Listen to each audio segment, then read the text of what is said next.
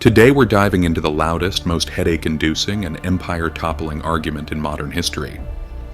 This is the fight that outlasted revolutions, bankrupted superpowers, and literally split the globe in half. For over a century, capitalism and socialism weren't just dry economic theories.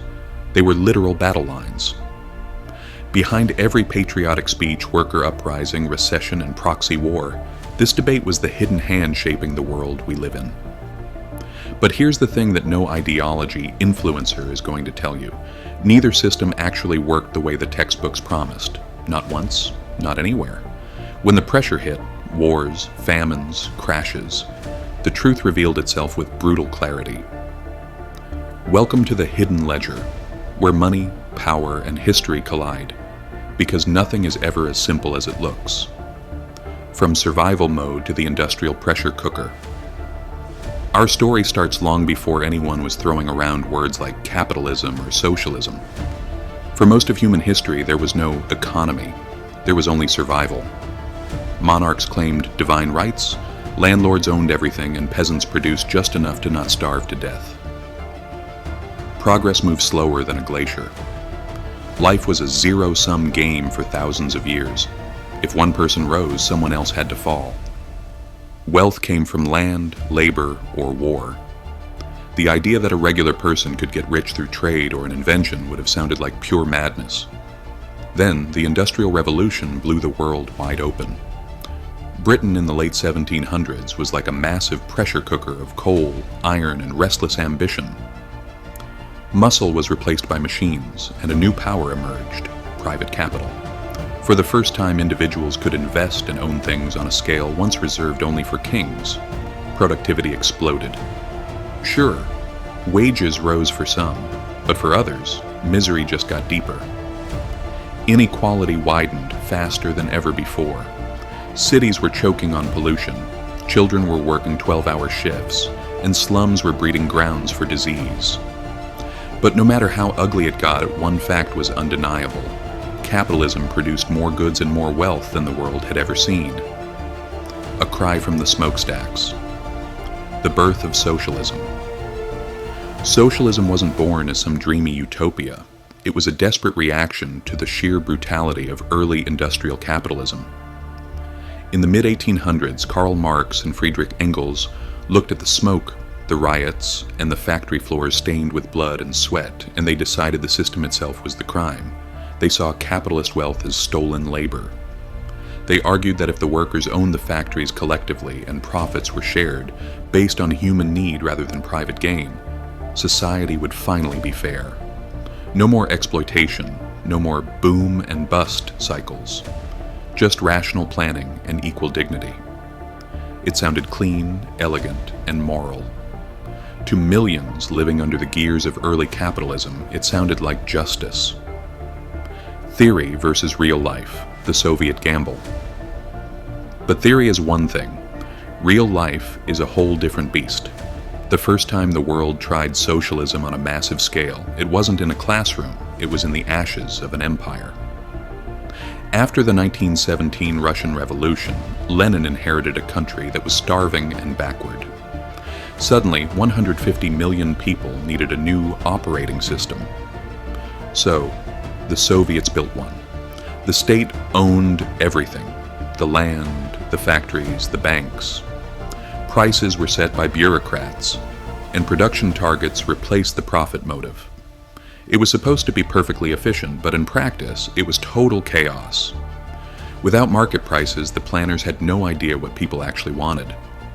Without competition, nobody innovated. Without personal rewards, workers had no reason to do more than the bare minimum. Shortages became the norm, and the breadline became a culture. Lenin eventually had to retreat and allow some private trade just to keep the country alive. Capitalism's secret weapon: adaptation. Strangely enough, socialism stayed seductive because capitalism wasn't exactly winning any popularity contest either. By the early 20th century, capitalism had delivered growth, but it also brought wild instability. The wealthy lived like royalty while millions scraped by. This imbalance exploded in 1929 when the US stock market imploded. The Great Depression wasn't just a recession, it was a global economic heart attack. By the 1930s, the world faced a bitter truth. Neither system worked as advertised. Socialism promised equality but gave you scarcity. Capitalism promised prosperity but gave you collapse. Then came World War II, which forced every system to its breaking point. The Soviet Union mobilized with terrifying speed through state control, while capitalist nations like the US turned into industrial supermachines, proving how powerful private innovation could be when backed by national coordination. The Global Laboratory, 1945 to 1991. After the war, the scoreboard wasn't about manifestos anymore. It was about GDP and living standards. From 1945 to 1991, the world became a giant laboratory. On one side, you had the Soviet bloc with central planning. On the other, the US and its allies with regulated capitalism and social safety nets born from the Depression. The results were dramatic. In the USSR, they could build rockets, but they couldn't produce a decent refrigerator. Without price signals, the economy drifted into absurd levels of inefficiency. Meanwhile, capitalism adapted. It introduced regulations, insurance, and social security. It wasn't fair, but it became survivable. That adaptability became its ultimate weapon. When the Berlin Wall fell in 1989, the Soviets weren't defeated by bombs. They were defeated by empty shelves and an economy that just couldn't keep up. The modern hybrid world. So, did capitalism win a final victory? Not really. By the 2000s, it evolved into a finance-heavy monster that no 19th century theorist would recognize. The 2008 crisis was a massive déjà vu, reminding us that instability never left. It just changed its clothes. Today, every major economy is a hybrid. Scandinavia.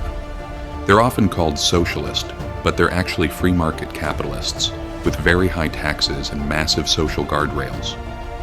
China. They call it socialism with Chinese characteristics, but it looks a lot like state-directed capitalism. The government holds the steering wheel, but private firms drive the growth. United States. A powerhouse of invention that's currently struggling with staggering wealth gaps and a shrinking middle class. The truth is almost embarrassing in its simplicity. Every system today is a blend of markets and state power. We didn't choose these because they were perfect. We chose them because reality forced a compromise. The bottom line, who wins? The real question isn't which system is better, it's which system is best at restraining power and correcting its own mistakes. History is pretty clear. The system that adapts wins. Capitalism survived because it reinvented itself. Socialism collapsed whenever it refused to evolve. The challenges of the 21st century, AI, climate risk, and global debt, don't care about your ideology. They expose the cracks in both. The winners of the next century will be the ones who combine market creativity with the resilience of public investment. No system works without guardrails, and no society thrives when power becomes too concentrated, whether it's in the hands of a billionaire or a bureaucrat. The fight was never really about the isms, it was about who controls the levers. The real fight is always about power, and power doesn't disappear, it just changes hands.